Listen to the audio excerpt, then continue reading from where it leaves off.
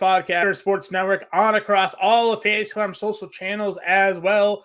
James, quick show today. We got 5 games on this Thursday main slate starting at 6:35. So a little bit of an early start time than usual here for this general main slate here. 5 games. Colorado is on the slate, but thankfully not in Coors Field. They're on the road, this one in Philadelphia. We may have some weather impacting there with the Dodgers Chicago. Little rain symbol up here on the DraftKings scoreboard. So we'll see exactly tomorrow how much that's going to be impacted by the rain, but this could quickly become a 4-game slate as well. 5 games should be a good one. Yeah, and on top of that, we'll see what if there is no rain, whether the wind is blowing in or out at Wrigley. Like there's always wild stuff going on. Let's look at Vegas, John.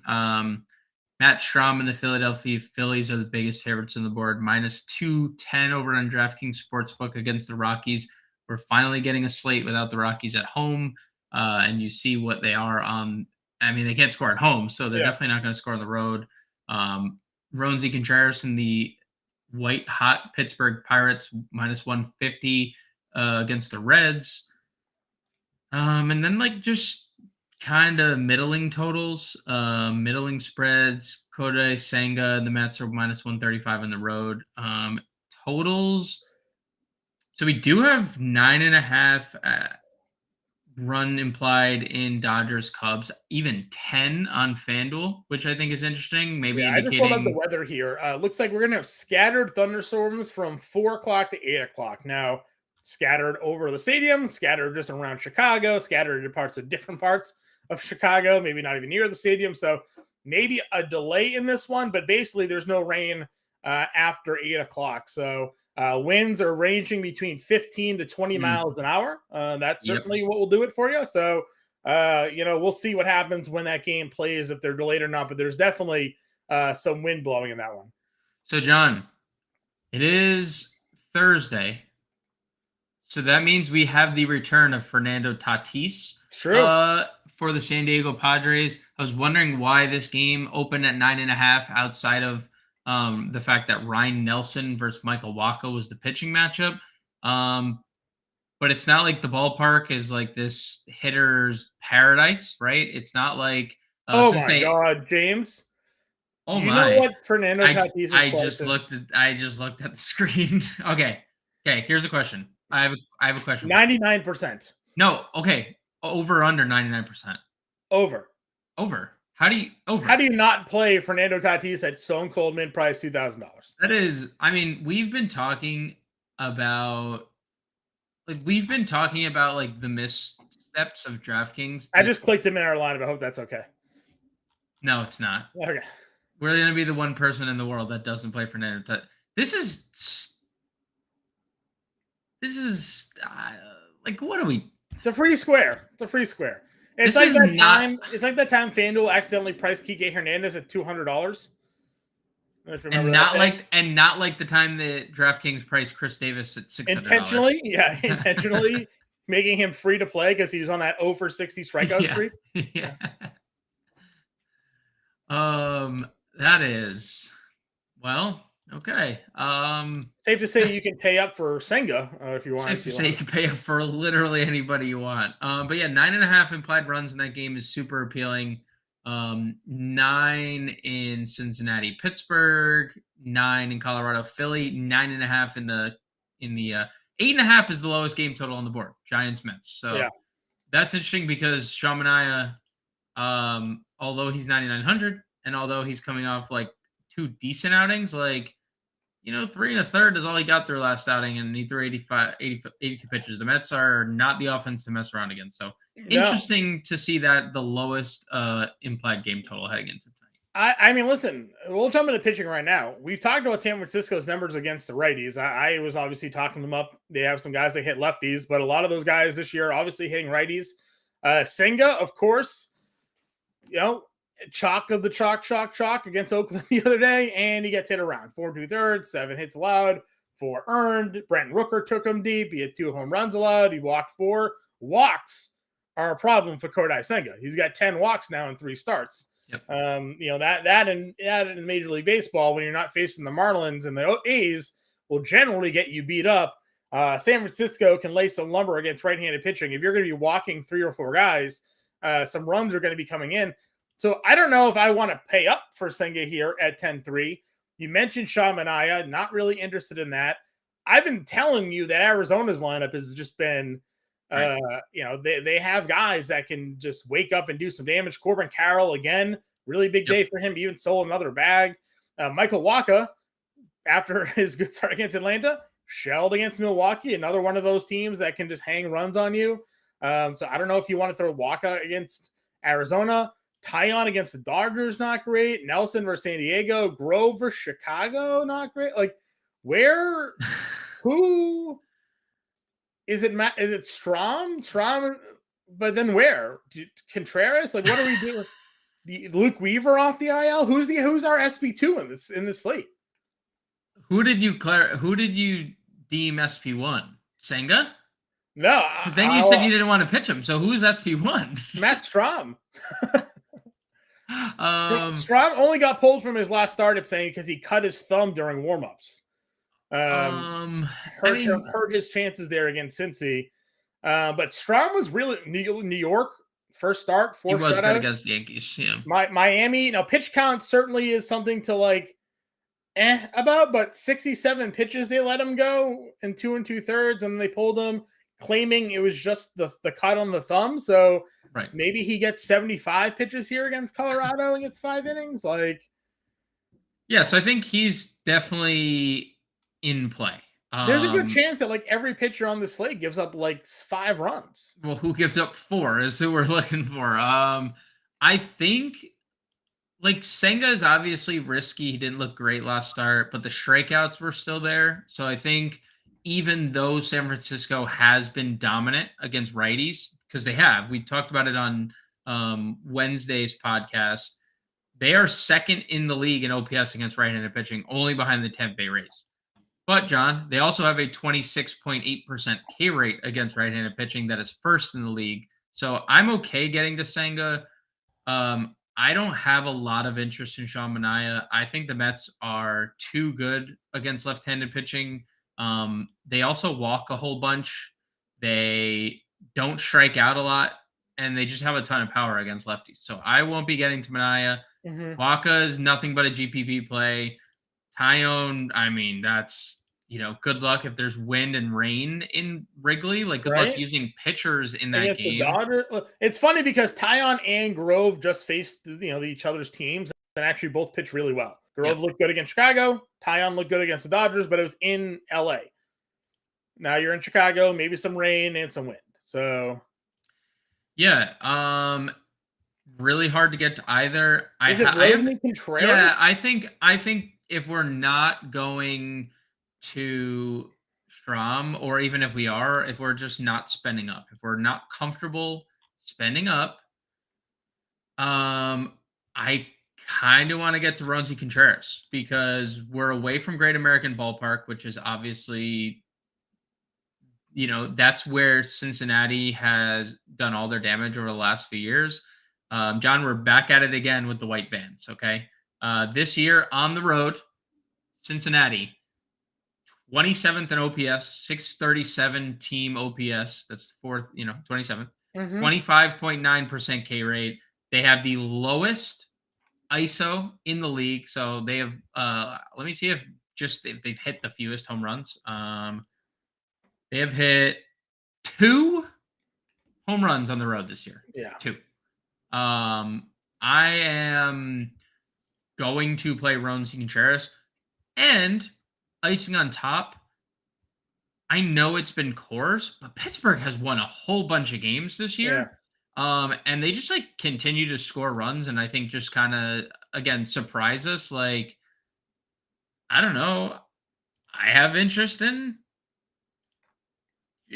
Pittsburgh bats again. I think Rosemary Contreras is a great play. Another guy who needs to limit the walks, and he can have a lot of success. He was really good against Boston. He was really good against St. Louis. He struggled against Houston. That happens. Yep. So I'm getting to Rosemary Contreras. Okay. I mean, if we're playing Strom and Contreras, 7K and 6,400 with a 2K Tatis, with a 2K shortstop, we can literally play whoever we want. Would you have any interest in Luke Weaver?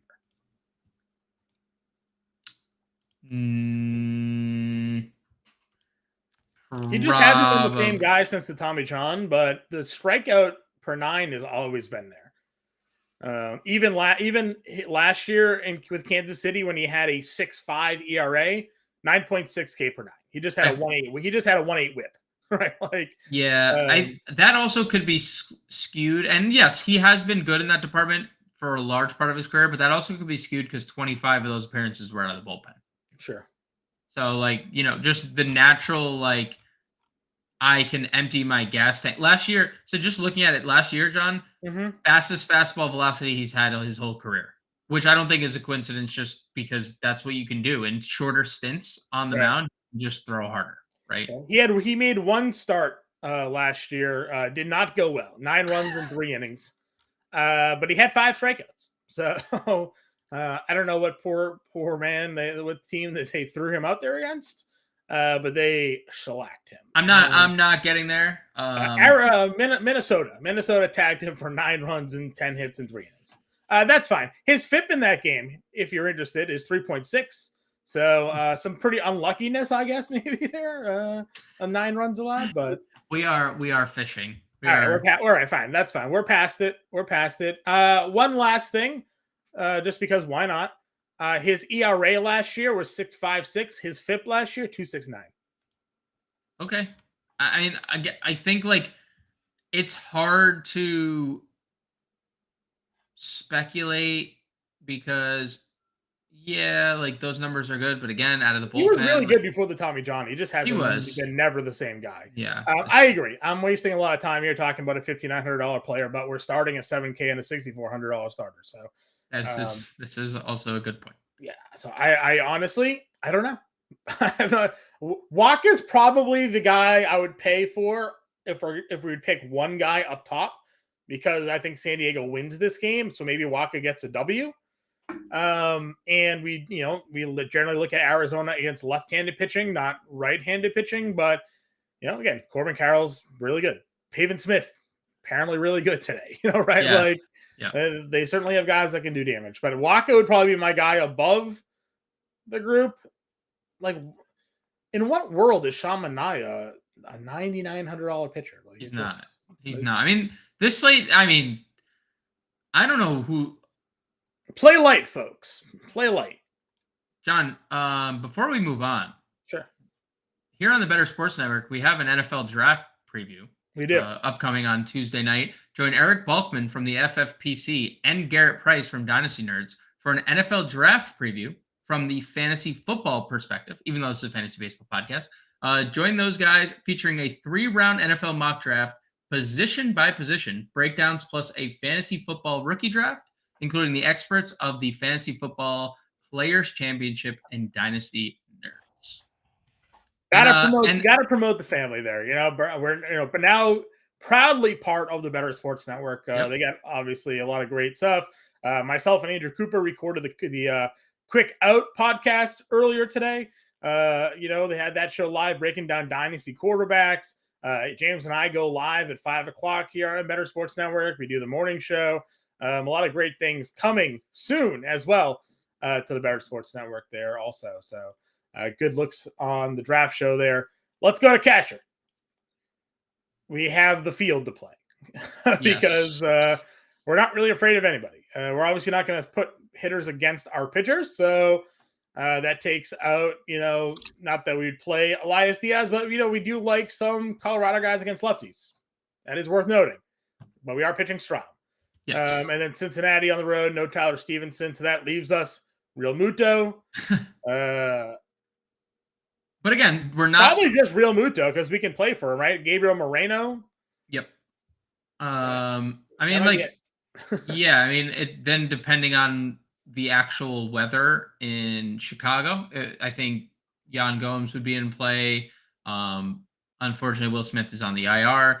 Blake Siebel is interesting. If he starts lefty righty against Senga and then Joey Bart, if you're not a believer of Senga, like Joey Bart, I know he didn't do much the last couple of days, but I mean, 0 for 2 with 6 fantasy points, like at Yeah, he must have got hit 2,300. by a pitch here, I guess, right? They're just Yeah, not showing it. assuming. Yeah, I assume so.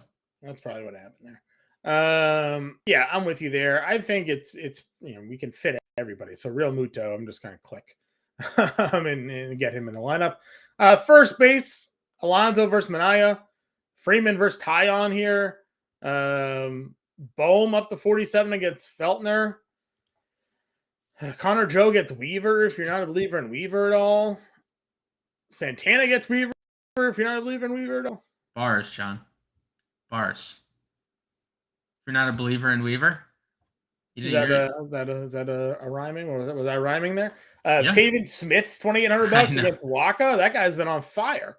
You know what's going to be interesting? Just thinking about it, like no one's going to play Pavin Smith because if they spend down at pitcher because they have so much money to spend elsewhere. Right. But if you do pay for him, you can get 3 6K outfielders. So, and you have a 6K shortstop that's 2K. That's true. Which I just cannot believe. I just cannot. Right. So Who's your favorite first baseman? If you're, let's say this. Who's your favorite top tier first baseman, and who's your favorite value first baseman? It's got to be Pete Alonso, right? Not to state the obvious, the most expensive first baseman out there, but like, I don't think Shamanai is very good. So he was pretty bad a year ago, to the point where he didn't even make his like final 2 starts, and he didn't even start in the postseason either. Like he was, righties already have a 500 slug against them this year. Dude, he allowed 25 home runs to right-handed bats last year. 25. That's a lot of home runs. 1.88 home runs. You know what Pete Alonso does the best, John? Better than almost everyone else. Yeah. Hit home runs. So I agree. Yeah. Honestly, maybe. But it's Pavin Smith is the value guy. Yeah, Pavin Smith is the value guy. I told you I'm interested in Pirates here. Hey, man, Connor Joe got his first base eligibility back. Had another good day on Wednesday. I don't hate Connor Joe here at home against Luke Weaver. Yeah, I'm with you. All right, second base. Again, we have like infinite money. Estrada at 5,400 seems crazy, but I would play him against Senga here. He's got power. Yep. He's got some speed. Senga's walking guys. I think there's some reason to stack against Senga here. I wonder if people just play Senga because he's 10K and it's the slate that we're looking at, right? Yes. He is gonna. I think that the most popular combination of pitcher tomorrow is Senga and one of Ronzi Contreras and Matt Strom. Okay. I think that's probably the highest paired. Those are the 3 highest. Senga and Waka, or Senga and a spend down. That's the combo. Yep. So again, Estrada's there at 54. I love Estrada. Wish I got him in our auction league. Our buddy Mark just kept on bidding me out, man. He just wouldn't let me have him. Nico Horner, $4,500. We talk about stolen base upside, right? He's on the mound. Yep. If there's wind in this, like if the rain holds off and there's wind blowing out, like, yep. I love the Cubs. We're team G1 Bay, yep. Like he's. I wish he would hit the top of the line. It just doesn't seem like that's going to be in the cards for him. He's just going to hit in the bottom. But Weaver hasn't been great in a bit. Bryson Stott leading off. We've been big Bryson Stott supporters on this program here. Yep. Sure another 2 hits today are running an RBI leading off for Philly. It feels weird looking at value when you're already like, well, we have 5K a player. We could sure keep playing value. So I think I would narrow this down to Stott, Horner, and Estrada. Yeah, largely agree. I largely agree. Geraldo Perdomo is going to probably start. Could hit near the top of the lineup with a righty on the mound. If you're not playing Waka, I think he's been pretty good. Our boy Rodolfo hit a home run on Wednesday. Against a lefty though, right? So he didn't hit the home run off a lefty. Okay. I believe it came off a righty because it was later in the game. Maybe it was, maybe it wasn't. Home run on Wednesday, nonetheless. If you want to go there, he is obviously better against the left-handed variety, but he is. I mean, again, the Pirates are just coming into this game hot, dude. They're just coming into this series hot. So I'm checking it out real quick. Over to third base, though. I mean, Muncy against Tyon. We've seen Muncy just hit some absolute moonshots lately at yeah, 49. so many home runs. And then you got Machado against a righty at $4,800. Patrick Wisdom, speaking of moonshots, I know he didn't hit a home run yesterday. Big disappointment. Had an RBI, had a double and a run scored instead. But he had 5 home runs over 4 games before that. So, yep. Can certainly. Did he homer off of Grove in one of those games? He might have. Grove allowed 1 home run, 415. Did he hit a home run on 415? He did. There you go. I mean, that was a 2-1 game, so that was it. That was the home run off Grove. Let's see here. Where did he home run off of? Castro hit it off Block. His Block, a lefty or righty. Oh, yeah, Ty Block is a lefty. Lefty, yep. Hit it off the lefty. Shocker. Okay, well, hitting home runs off lefties. Death taxes, Rodolfo Castro hitting home runs off lefties. I don't think you need to go lower, though. I think you just play Wisdom or Machado or Muncy, and you just call it a day. Yep. I like Joshua, but I don't think you need to. Yeah, I mean, if you're playing Diamondback stack, Josh Rojas is yep. Rojas and Corbin Carroll and Pavin Smith. Yep. Lock it in. Shortstop, we don't need to go there. It's just play. Don't overthink it. Just play tough. Yeah, like if you're playing FanDuel and he's not min salary. I'm gonna check right now what FanDuel is. I know we have Lindor versus a lefty, right? So I know you like that spot for Lindor, but yeah, Lindor against a lefty. I mean, Trey Turner hit his first home run on Wednesday and has just been scorching the earth this year in general. Mm-hmm. Hard not to like Trey Turner against Ryan Feltner, who stinks. And then Ryan Feltner has allowed righties a 630 slug this year. 355 wOBA last year. Let's see. Tatis is $4,500. He's the most expensive shortstop on the slate. So DraftKings has him as the stone cold min. Well, FanDuel has him as the most expensive. All right. He is the most expensive hitter on FanDuel. So the top price hitter on FanDuel with outfield shortstop eligibility is Fernando Tatis. So you can play all the shortstops you want here. On DraftKings, he is the stone cold min. So kudos to FanDuel for that. So don't overthink it, or be very contrarian and hope that he doesn't go. But James, read off his minor league stint stats.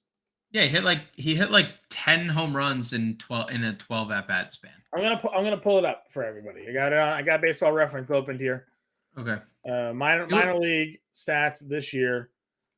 In 8 games played, he hit .515 with an 1,800 OPS. He hit 7 home runs in 8 games, 33 at bats, 17 for 33, 15 RBI. Yeah, that is little league T-ball, coach pitches underhand level. The dude is locked in. Yes. That is correct. And he is coming to the major leagues to face what is essentially a 4A pitcher. So 4A pitcher. I mean, I don't know. Do you consider Ryan Nelson anything better than a 4A pitcher? Like, I don't know. He's been okay this year. He's been pretty good. 2 quality starts in a row. He's an up and downer. He's a back end of the rotation on a bad team. I am not playing anyone over Fernando Tatis. Right. That is not, but if you were to play FanDuel, where you could play anyone else, I'd probably play Lindor. It's probably Lindor. I think Dansby could be in a good spot at home if the wind's blowing out. I love Trey Turner, obviously. Xander Bogaerts is shortstop only on DraftKings as well. What a contrarian pivot that would be, huh? Playing 3K more Xander Bogaerts.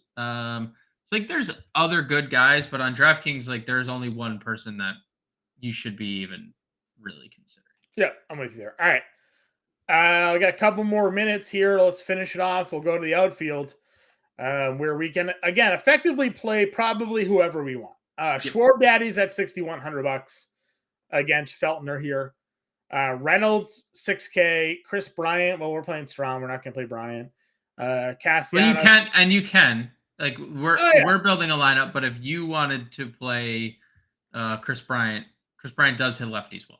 Yeah, Andrew McCutcheon has found the fountain of youth now. That sure was in Coors, but I mean, 302. He's homered in 2 of the last 3, and he was hitting righties better than lefties going into that. Homered in 3 of 4. 3 or 4.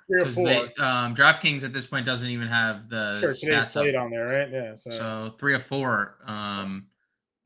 Yep. Soto's $5K against Nelson. You go on just go stacking. He's been bad again. How long does it take DraftKings to not have Tatis and Xander at the same position? Friday. Okay, because he's going to start at center, right? Friday. I think he's going to be like. Hopefully they're not going to let it linger for 3 months. You know? Well, we'll see. I probably shouldn't say that. Hopefully by the next time that because you're off to Vegas, so hopefully by the next time you and I record. And we have the Padres on the slate. That's when I'll say that they'll have. I don't. All right. Mookie Betts isn't on this player pool. What? He's not in the player pool. What? No, he's not. Mookie Betts just isn't in the player pool. So, okay, hold on. So you're telling me that. I mean, Tatis is 2K, Mookie Betts is not on the slate. What are we doing? Tatis is 2K, Mookie Betts is on the slate. We told you to play light. DraftKings just forgot this slate exists, apparently. I'm tweeting at DraftKings. Yeah, you tweet at DraftKings. I'm just going to start making a lineup for us here. We got a couple of minutes left. Corbin Carroll, 4K, by the way. They gave him a little bump. 40, well, he's 40. Remember 41? Oh, yeah, he's 41. He's 41. First time over, and he had the big game despite the points. Yeah. Oh boy. DraftKings, no Mookie Betts. So here's the thing. Remember, Mookie Betts was playing shortstop today or Thursday, whatever day it was, right? Like, so I was expecting to see him at shortstop eligibility, but I didn't see him in the outfield. But then he's not on the slate at all. He's just excluded from. He's not there. Cody Bellinger's $3,300. I don't mind going to Cody Bellinger there. So Betts did not play. Okay. Did not play. I wonder if that's something that we should look into before. It wasn't an injury related, though. It was a paternity. It was the paternity leave. Yep. But he still should be on the slate. He should. He should still be there. Let's see. Would you go Jack Sawinski here? Lefty versus righty? This boy, 3 homers in 2 games, $2,900. We talked about it. He had the 3rd highest average exit velocity on the year. Jack Sawinski does over your notable names. It's Jack Sawinski there. So he's $2,900. Yeah. I like Sawinski. I told you I think I like Pirates. Not as like my favorite stack, but I think the Pirates are firmly in play. All right, let's go back and build a line. We literally got 2 minutes to do it. Alonso? Yes. Okay. Second base, Estrada, Horner, or Bryson Stott. Okay. Probably. I actually like Ketel Marte quite a bit in that range too, but we don't have to play him if we like Michael. Wisdom, Machado, or Muncy? Muncie's been so. If the wind's out, going out in Wrigley, it's Muncie's the answer. Muncy it is. We have $4,700 for an outfielder. I'm gonna put Sawinski in there just because why not? Yep. $2,900. We have $5,600 a player for 2 outfield spots. Oh, Jesus. Soto at $5K. Soto at $5K, even though he stunk. And then Schwarber. I would probably give the edge to Brian Reynolds, but we can go Schwarber if you'd like. All right, we'll go Schwarber to complete our 3-man Philly stack. That is the lineup we got here. Again, we'll be in the Discord. 6:35 roster lock, everybody. You'll have Grande and Bender on the podcast the next couple of days. Going live, you'll have Grande and Henry Wilson, 5 o'clock there. So be on the check out for all of that. For now, everybody, good luck. We will catch you all later.